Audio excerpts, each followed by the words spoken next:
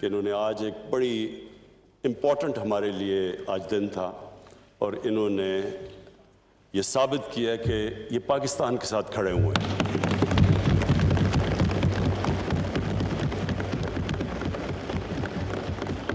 میں اسپیکر صاحب فیٹف کے بل سے پہلے کیونکہ بڑا کرنٹ ٹاپک ہے جو ایک ایسا حادثہ ہوا جس سے سارا ہمارا ملک ہل گیا، وہ جو موٹر وے کے اوپر جو ثانیہ ہوا، میں صرف اس کے اوپر بریفلی یہ کہنا چاہتا ہوں کہ ہم نے تب سے جب سے یہ حادثہ ہوا ہم یہ سوچ رہے ہیں کہ اس کے لیے ایک بہترین لیجسلیشن پاس کی جائے کہ آگے سے صرف ہماری خواتین کو ہی نہ پروٹیکشن ملے، بچوں کو بھی جو چائلڈ ابیوز کے اندر بڑی بری طرح ان کی زندگیاں بھی تباہ ہوتی ہیں، ان کی فیملیز بھی تباہ ہوتی ہیں۔ یہ جو ریپ ہے اس کو اس طرح یہ دیکھیں کہ اس کی وجہ سے ایک انسان کی زندگی تباہ ہوتی ہے دنیا میں بھی، باہر کے معاشروں میں بھی، لیکن ہمارے معاشرے میں جس طرح کی ہمارا کلچر ہے اس میں ان کی بھی زندگی تباہ، ان کی فیملیز بھی سفر کرتی ہیں۔ اور میں تو خاص طور پہ سوچ رہا تھا کہ ان بچوں کے اوپر کیا گزری ہوگی، یہ ساری زندگی کے لیے یہ ٹراما رہتا ہے۔ تو اس کے بعد ہم نے فیصلہ کیا کہ ہم 3 ٹیئر اس کے اوپر کام کریں۔ نمبر 1 تو پولیسنگ، رجسٹریشن، ساری جگہ دنیا کے اندر سیکس کرمنلز کی رجسٹریشن ہوتی ہے، سیکس آفینڈرز رجسٹرڈ ہوتے ہیں، ان کا ایک ڈیٹا بیس بنتا ہے، ان کو پھر فالو کیا جاتا ہے کیونکہ دنیا کا تجربہ ہمیں یہ بتاتا ہے کہ جو سیکس آفینڈرز ہوتے ہیں وہ ریپیٹ آفینڈرز ہوتے ہیں۔ جس طرح یہ جو ایک ابھی بھاگا ہوا ہے جو عابد، اس سے پہلے بھی گینگ ریپ کی ہوئی ہے اور پھر سے جو بھی اس کو سزا دی تھی ظاہر ہے وہ عبرتناک نہیں تھی کیونکہ اس نے پھر سے کیا، اور یہ تو رپورٹ ہوا ہے سیکنڈ ٹائم۔ بیچ میں کتنے اس نے ایسے جرم کیے جو ان رپورٹڈ ہے، اور جتنا بھی ہم اس میں انویسٹیگیٹ کرتے ہیں تو ہمیں یہ پتہ چلتا ہے کہ یہ بڑا ایک چھوٹا سا نمبر رپورٹ ہوتا ہے، چائلڈ ابیوز میں بھی جدھر بچوں سے ظلم ہوتا ہے اور یہ ریپ کیسز میں بھی، کیونکہ ہم سب جانتے ہیں کہ وہ کس طرح کے ٹراما اور صدمہ سے گزرتے ہیں، بچے بھی اور جو خواتین بھی۔ تو اس کے اوپر ہم تیاری کر رہے ہیں ایک بل کی، لیجسلیشن کی، جس میں عبرتناک سزا ہو، خوف زدہ ہو لوگ، یہ کرتے ہوئے ان کو پتہ ہو کہ کسی کی جب وہ زندگی تباہ کریں گے تو اس کے کانسیکوینسز ہیں۔ انشاءاللہ یہ بل تیار ہو رہا ہے، یہ آپ کے سامنے چند دنوں میں ہم پیش کریں گے، اور اس میں صرف یہی نہیں کہ عبرتناک سزا دینی چاہیے، اس کے اوپر بھی ڈسکس کر رہے ہیں، لیکن یہ بھی کہ جو ہم نے یہ بھی اسیس کیا کہ یہ بھی جو حل اگر ہم پکڑ بھی لیں اور انشاءاللہ ایک تو پکڑ گئے دوسرے کو پکڑ بھی لیں گے، اس کے بعد بھی اس کو کنوکٹ کرنا آسان نہیں ہے، کیونکہ جس طرح کی ایویڈنس چاہیے عدالت کے اندر وہ بہت مشکل ہوتا ہے، کیونکہ ظاہر ہے جس طرح کی وہ ایویڈنس دینی ہو وٹنس باکس میں کھڑے ہو کے، وہ بہت مشکل ہوتا ہے۔ تو اس کے لیے بھی ہم پریپریشن کر رہے ہیں کہ پروٹیکشن آف وٹنس کی، کہ کیا ان کو سامنا نہ کرنا پڑے عدالت میں، تو اس کی بھی انشاءاللہ پوری ایک کمپریہنسو ایک لیجسلیشن لے کے آئیں گے۔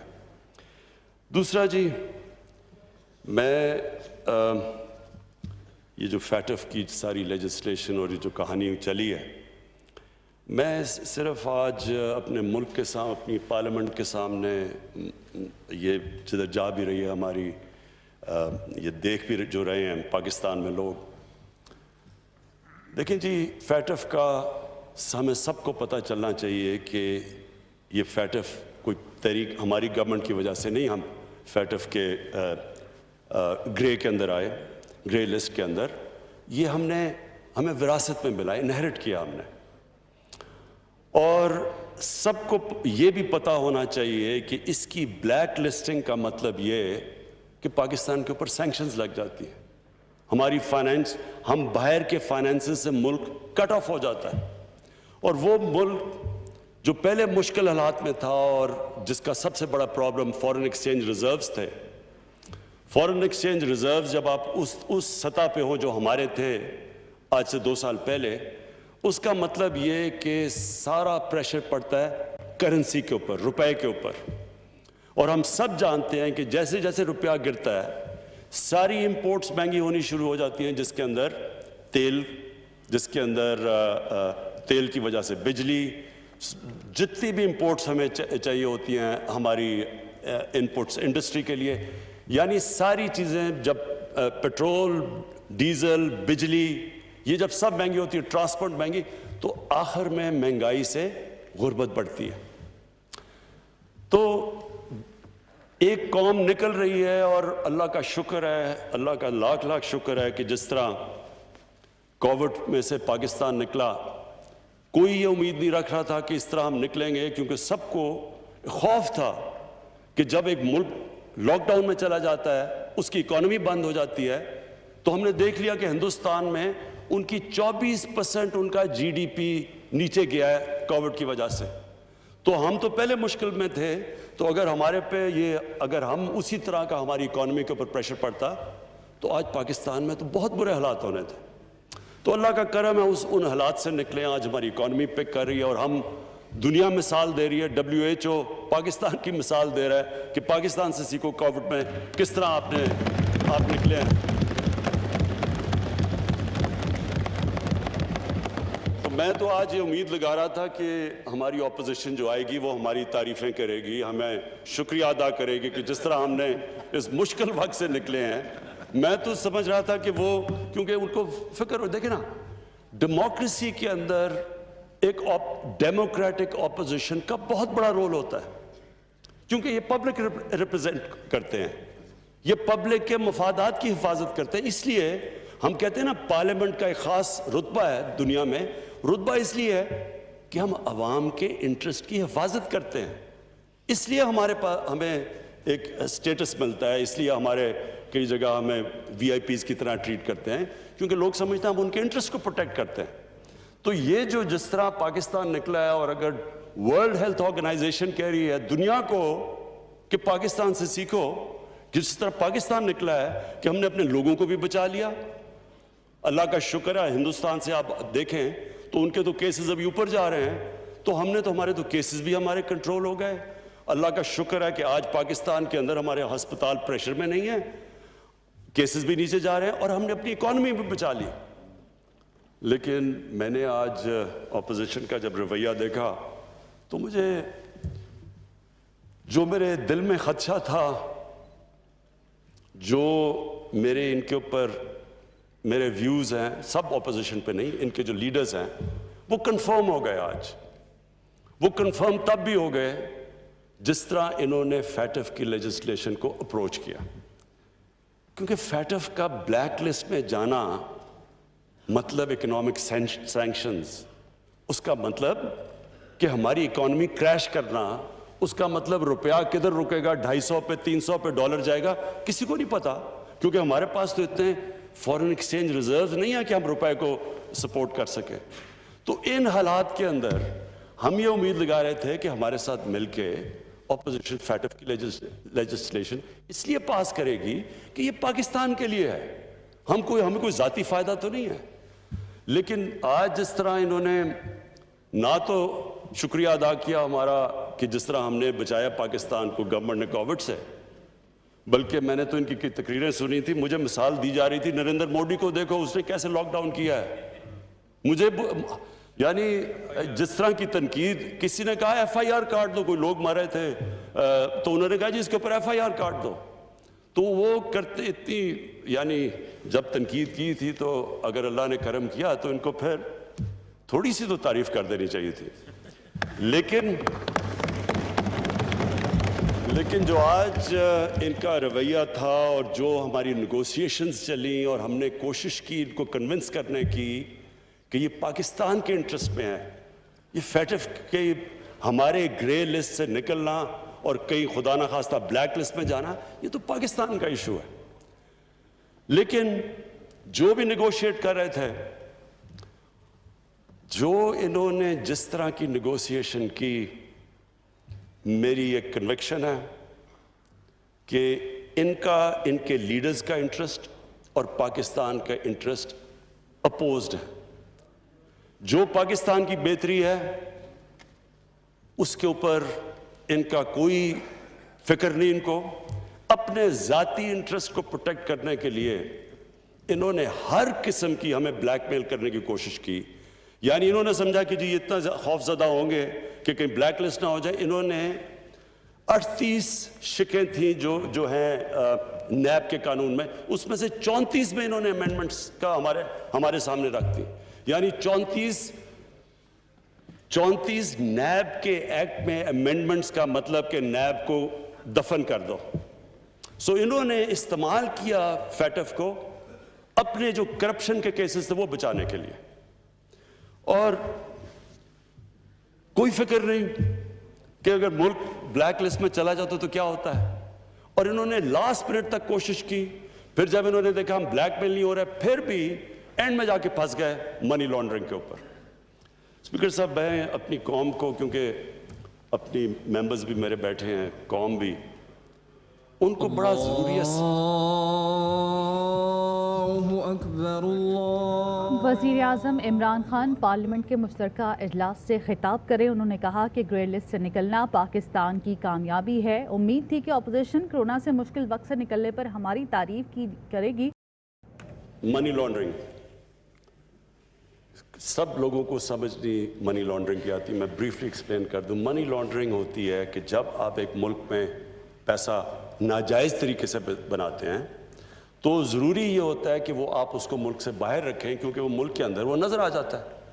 تو اس لیے جب آپ ساری دنیا میں, ہمارا یہ ایشو نہیں ہے, یہ صرف یہ ساری تیسری دنیا میں جو ڈیولپنگ ورلڈ ہے, آپ ہر ڈیولپنگ ورلڈ میں دیکھیں کہ جدھر بھی ان کی پرائم منسٹرز یا منسٹرز جب پیسہ چوری کرتے ہیں تو وہ ملک سے باہر بھیج دیتے ہیں, اور اس کو کہتے ہیں منی لانڈرنگ, کیونکہ یہ انلیگلی باہر جاتا ہے. اور پھر یہ اس سے پراپرٹیز لے لیتے ہیں باہر لنڈن میں. بلکہ ابھی میں ایک یوٹیوب کے اوپر ایک ویڈیو دیکھ رہا تھا کہ کس طرح ہندوستان میں بتا رہے ہیں کہ ان کے بڑے بڑے امیر لوگ جنہوں نے پیسے چوری کیے ہوئے ہیں وہ سب لنڈن میں بیٹھے ہوئے ہیں, اور ان کے پاس اربوں ڈالرز کی پراپرٹیز اور ان کی بینک اکاؤنٹس ہیں, لیکن ہندوستان کی حکومت کے لیے بڑا مشکل ہے وہ پیسہ واپس لانا. یہ ایک ایسا بڑا عذاب ہے. اسپیکر صاحب, میں صرف سب کی انفارمیشن کے لیے بتاؤں کہ غریب ملک, ڈیولپنگ ورلڈ غریب ہوتی جا رہی ہے, امیر ملک امیر ہوتے جا رہے ہیں, کیونکہ ہر سال اندازہ لگایا جاتا ہے کہ 1000 ارب ڈالر غریب ملکوں سے, ڈیولپنگ ورلڈ سے امیر ملکوں میں جاتا ہے. اسی طرح یہ مے فیئر کے فلیٹس اور یہ سب سے مہنگے علاقوں میں اس طرح کی اور بھی غریب ملکوں کا پیسہ جاتا ہے باہر. اور یہ اصل وجہ ہے کہ تیسری دنیا جو ڈیولپنگ ورلڈ نیچے جا رہی ہے, کیونکہ وہ پیسہ اگر اسی ملک میں خرچ ہو تو اسے نوکریاں مل سکتی ہیں, آپ ہیومن ڈیولپمنٹ کر سکتے ہیں, سکولز ہسپتال بنا سکتے ہیں. وہ جب پیسہ باہر چلا جاتا ہے تو باہر تو ان کے لیے نوکریاں مل جاتی ہیں, اور وہ ادھر امپلائمنٹ بھی مل جاتی ہے, اور ان کی دولت بھی بڑھ جاتی ہے, اور ان کے فورن ایکسچینج ریزروز بھی بڑھ جاتے ہیں. لیکن اس ملک میں ایک تو وہ پیسہ باہر چلا جاتا ہے, دوسرا یہ ڈالرز لے کے پیسہ باہر بھیجتے ہیں. یہ جو ٹی کا سارا کیس ہے, یہ ہے کیا, یہاں سے حوالہ ہنڈی سے پیسہ باہر بھیجا, جس کی ضرورت پڑی وہ ٹی سے منگوا لی, اور انہوں نے کہا جی کہ نو کوسچنز آج, کیونکہ ہمیں ریمیٹنسز آئی ہیں. یہ پورا ایک ریکٹ ہے منی لانڈرنگ کا. اور اس ملک میں جو اگر ہمارے روپے پہ پریشر پڑتا ہے, جو میں کہہ بیٹھا ہوں, جب روپے پہ پریشر پڑتا ہے مہنگائی آ جاتی ہے, غربت بڑھتی ہے. تو جب آپ اپنے ڈالرز یہاں سے ڈالر لے کے باہر بھیجتے ہیں تو وہ دوسرا نقصان پہنچاتے ہیں ہمارے ملک کو, کہ ڈالرز کی جب کمی ہوتی ہے تو روپے پہ پریشر پڑتا ہے. اب اس کے اوپر آخر میں یہ جا کے پھنس گئے کہ جناب منی لانڈرنگ کو نکال دو نیب کے قانون سے. اگر ان کو کوئی ڈر نہیں ہے, اگر انہوں نے منی لانڈرنگ نہیں کی تو ان کو فکر کیا چیز ہے, ہمیں کیوں نہیں ڈر لگا ہوا.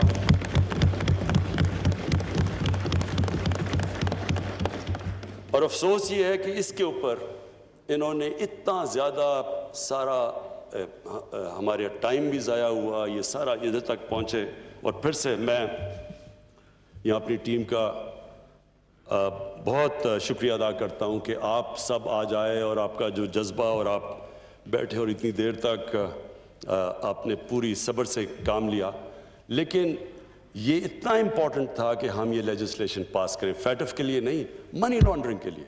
मनी लॉन्ड्रिंग इस मुल्क को, अगर हमें जो स्टेट डिपार्टमेंट अमेरिका की एक रिपोर्ट है कि हर साल पाकिस्तान से 10 अरब डॉलर की मनी लॉन्ड्रिंग होती है, तो 10 अरब डॉलर की मनी लॉन्ड्रिंग, ये देख लें कि हमने IMF से जो कर्जा लिया है वो 6 अरब डॉलर का लिया है और उसकी हमें सारी कंडीशंस माननी पड़ती है। तो ये सोच लें कि 10 अरब डॉलर की अगर हम मनी लॉन्ड्रिंग ही रोक लें तो हमें कर्जे लेने ही ना पड़ता IMF से, क्योंकि हमारे पास हमारे रिजर्व्स कम थे। इसलिए स्पीकर साहब ये बड़ा इंपॉर्टेंट था, ये इस मुल्क की फ्यूचर के लिए बड़ा इंपॉर्टेंट है। और हमारी ये भी बदकिस्मती है कि जो हमारी रूलिंग एलीट, जो हमारे साहिब इक़्तिदार रहे हैं, वो साहिब इक़्तिदार जब ये पैसा बाहर जा रहा था किसी ने कोशिश नहीं की रोकने की। किसी ने ये कोशिश नहीं कि बाहर इनके प्रॉपर्टीज इतनी बड़ी बड़ी बाहर हैं, किसी ने नहीं पूछा कि किधर से पैसा गया है। इन्होंने मुझे अदालत में, जब मुझे पॉलिटिकली विक्टिमाइज करके ये जब अदालत में मुझे लेके गए, क्योंकि पॉलिटिकल विक्टिमाइजेशन थी, क्योंकि मेरा तो फ्लैट 2002 का डिक्लेयर्ड था, लेकिन 2016 में इसलिए लेके गए क्योंकि मैंने इनका पैनामा का केस उठाया हुआ था। तो पैनामा का जब केस उठाया था उसमें फिर मुझे प्रेशराइज करने के लिए अदालत में ले गए। तो स्पीकर साहब, अगर मैं जो पब्लिक ऑफिस होल्डर नहीं था, एक स्पोर्ट्समैन था, मैं अगर 40 साल पुराने कॉन्ट्रैक्ट्स दिखा सकता हूं, मैं अपनी सारी मनी ट्रेल दे सकता हूं पाकिस्तान में पैसा लाने के लिए, ये एक डॉक्यूमेंट नहीं दे सकते कि पैसा बाहर कैसे गया है। ये बता सकते हैं कि हाइड पार्क, क्योंकि मैं लंदन, मेरी बड़ी जिंदगी गुजरी है, 1 हाइड पार्क लंदन का तकरीबन सबसे महंगा प्रॉपर्टी है। मेफेयर दुनिया में महंगा तरीन शहर है लंदन, और मेफेयर लंदन का महंगा तरीन इलाका है। उधर इनके पास इतनी प्रॉपर्टीज, किधर से आया पैसा? ये कोई डॉक्यूमेंट बता दें कि पैसा बाहर किधर गया। दूसरी तरफ आसिफ जरदारी की प्रॉपर्टीज की लिस्ट है, अपने नाम पे नहीं लिए हुए।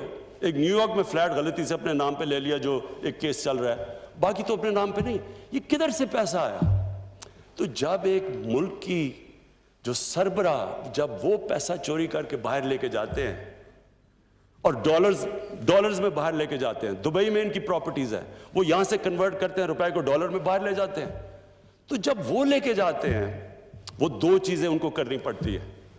पाकिस्तान के इदारे पहले तबाह करते हैं। पहले नैब में इन्होंने मिल के अपना आदमी रखवाया, वो जो नैब चेयरमैन था, इन्होंने केसेस इनके बंद किए। हुदायबा paper mill open and shut case था, उसके ऊपर इसहाक डार की बकायदा सिर्फ स्टेटमेंट नहीं है, उसने बैंक अकाउंट्स दिए हैं कि जिधर जिधर यहां से पैसा बाहर गया, नाम दिए हुए हैं उसने। ओपन एंड शट केस, इनका अपना आदमी नैब में बैठा हुआ था, उसने वो आगे प्रोसीड नहीं किया। तो इन्होंने ये जो 10 साल के अंदर 4 गुना ज्यादा पाकिस्तान के कर्जे बढ़े हैं। 60 साल की तारीख में टोटल पाकिस्तान का कर्जा 6000 अरब था, 10 सालों में पहुंच गया 30,000 अरब। हमारा जो सबसे बड़ा मसला क्या बना हुआ है, जो हमने टैक्स का पैसा इकट्ठा किया पहला साल, उसका आधा चला गया इनके कर्जों की किस्तें अदा करने पे। मुल्क किधर से चलाते? फिर हमें कहते जी आप कर्जे ले रहे हैं।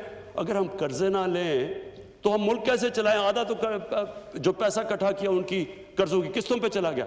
अब जो हमने कोरोना की वजह से कम कलेक्शन हुई, फिर हमारा 1000 अरब कम हुआ, तो 4000 अरब अब जो इकट्ठा किया ये सेकेंड ईयर में, उसमें से 2600 अरब वो चला जाएगा कर्जों की किस्तों देने पे। तो स्पीकर साहब, बात ये है कि ये कैसे हो सकता है कि आपने 10 साल में इस मुल्क को बोझ डाल दिया, इसका मुल्क का जो कर्जा है वो 4 गुना ज्यादा बढ़ा दिया, और आप जब बात करें करप्शन की तो कहते हैं पॉलिटिकल विक्टिमाइजेशन है। कभी कहते हैं कि जी ये ब्लैकमेल इधर कर रहे हैं, कभी पहले इन्होंने ब्लैकमेल, उस पर पहले हमें कहा जी, पहले दिन से शुरू कर दिया कि जनाब हम मानते ही नहीं इलेक्शन को, हम कह रहे हैं कि खोलें जो आप चाहते हैं, बताएं हमें कौन सी। उसके बाद बात ही नहीं की। असेंबली ना चलने दे, तकरीर ना करने दे, ये तो आज वो है नहीं तो मैं तकरीर कर रहा हूं, नहीं तो तकरीर नहीं करने देते। तो ये वो लोग हैं जो इनका इंटरेस्ट ही नहीं है पाकिस्तान का। देखिए ना, اگر جو اسمبلی کا سب سے بڑا کام ہے کہ پبلک انٹرسٹ کی حفاظت کرنا، تو کیا یہ پبلک کے انٹرسٹ کی حفاظت کر رہے ہیں؟ یہ تو اپنے جو لیڈرز کی چوری کیے ہوئے پیسے کی حفاظت کر رہے ہیں. ان کا تو انٹرسٹ ہی الٹا ہے پاکستان سے. جو پاکستان کا انٹرسٹ ہے، پاکستان کا تو انٹرسٹ ہے کہ یہ چوری کیا ہوا پیسہ واپس آئے. انہوں نے اپنی اپوزیشن کا مقصد یہ بنا دیا کہ کسی طرح وہ اس چوری کیے ہوئے پیسے کو بچا لیں. کیسے ایک ملک ترقی کر سکتا ہے جب ایک ملک کے جو بڑے بڑے جن لوگوں کے پاس اتنا، ہمیں پتہ ہے، ہمیں اسپیکر صاحب میں نے تو ان کو سب کو دیکھا ہوا ہے. مجھے تو پتہ ہے ان کی پہلے حالات کیا تھے. مجھے تو پتہ ہے یہ جس طرح اب آپ جو دیکھ رہے ہیں اسحاق ڈار کو دیکھیں. اسحاق ڈار ایسے لگتا ہے کہ اس کے باپ کی سائیکل کی دکان نہیں تھی، مے فیئر میں کوئی مرسیڈیز کا شو روم تھا. نواز شریف، ان کی شریف کی فیملی، اب ان کی فیملی دیکھ لیں. ان کی فیملی ایسے نہیں لگتی کہ گوال منڈی میں بڑی ہوئی ہے، لگتا ہے یہ بکنگھم پیلس میں بڑے ہوئے ہیں سارے. کدھر سے پیسہ آیا؟ اتنا پیسہ اور جواب مانگو تو جی یہ سیاسی انتقامی کارروائی ہو گئی. اسپیکر صاحب میں آخر میں اپوزیشن کو پھر کہتا ہوں، آپ نے جو بھی، ہم ہر طرح کی آپ سے کمپرومائز کرنے کے لیے تیار ہیں. جو آپ چاہتے ہیں ملک کے لیے، جمہوریت کے لیے، ہمارے سے کہیں ہم کمپرومائز کرنے کے لیے تیار ہیں. لیکن ہم کرپشن کے اوپر کمپرومائز کرنے کے لیے نہیں.